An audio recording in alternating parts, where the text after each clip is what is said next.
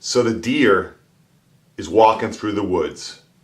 She bends over and eats some grass. She hears a noise, looks around, bends over and eats some more grass, walks down to the stream, drinks some water, goes up the hill, and spends the day looking for food, and eventually makes her way back to this safe place where she likes to sleep.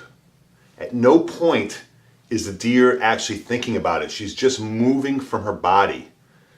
Her body is just, there's just a guiding force running through her body, and she's not planning, she's not worrying about it, she's not doubting herself. She's just moving from her body and letting her body lead her wherever she goes.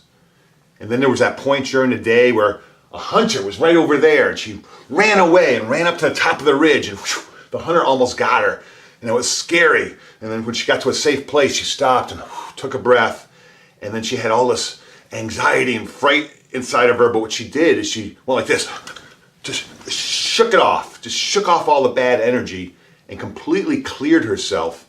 And in that moment, that whole experience was gone, and that fear and that anxiety just completely cleared it out of her body. And she doesn't spend the rest of the day, she doesn't spend the rest of the week talking about that damn hunter, and you wouldn't believe what that hunter almost did to me. She doesn't spend the next 6 months reliving that painful event over and over again, because it's completely gone. She's completely cleared her system of this emotionally traumatic event, which it's not traumatic because she experienced it, shook it off, and it's done. And I could say that this deer is like a metaphor for how we could live, but it's not even a metaphor. The deer is an animal, and we're animals. Human beings are animals. And what we've done is we've so developed our thinking, we've so developed our minds, is that many of us spend most of our time up here thinking, quote unquote, and in our minds. And what we can learn from the deer is that there's a way of living and a way of being that's just a flow through the body. It's just following the natural attraction and instinct of the body. And it's true that when we're up here thinking, quote unquote, we're either living in the past, reliving the event, reliving that hunter, reliving that bad marriage, reliving the job that we hated and how bad that was last Tuesday, or off in the future dreaming of, well, I can't wait till I quit that job, or whatever, planning, scheming out here.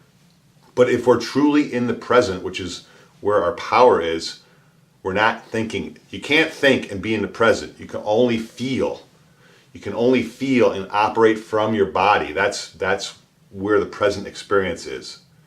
And so I think it's really powerful to look at that animal, that deer, and remember that I'm an animal, and that I'm in my most powerful place when I'm totally in the present, and I'm allowing this flow to come through me out of my body, and I'm trusting and I'm following the flow of the guidance, and I'm not thinking about it.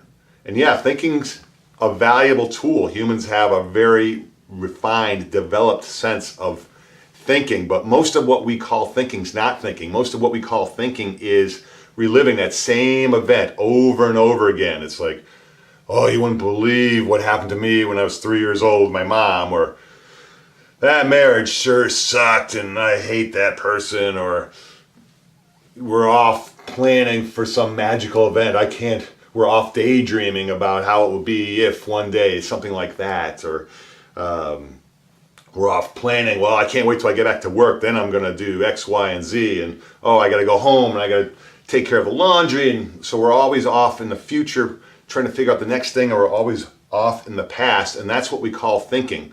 Or we're having thoughts about that guy's really a jerk, we're judgmental of ourselves, and there's all this chatter going on in our heads, and that's not really thinking, that's just chatter. And what thinking is like, if we decided we were going to build a spaceship and fly to the planet Pluto, and we got together with a team of people and we used our thinking to develop the mechanism that would fly us to the planet Pluto, that would be thinking.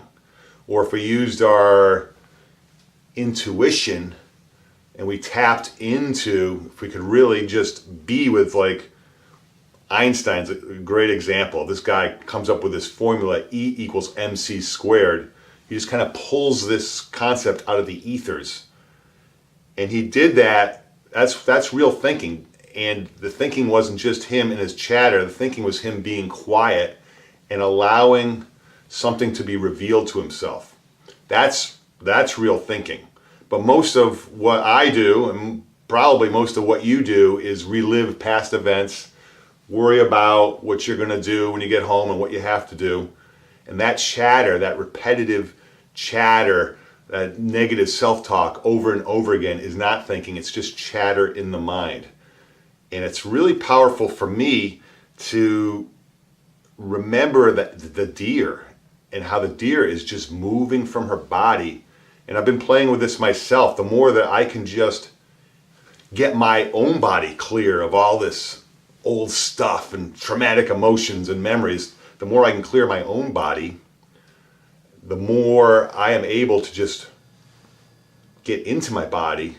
And the more that I'm able to get into my body, the more able I'm to be fully present and to just flow from a place that's completely different than flowing from my agenda and what I learned in school I was supposed to do and what they said and what the media says. And I can get rid of all this thinking and I can just flow from the natural passion, desire, the intuition. It just flows through my body without even thinking about it.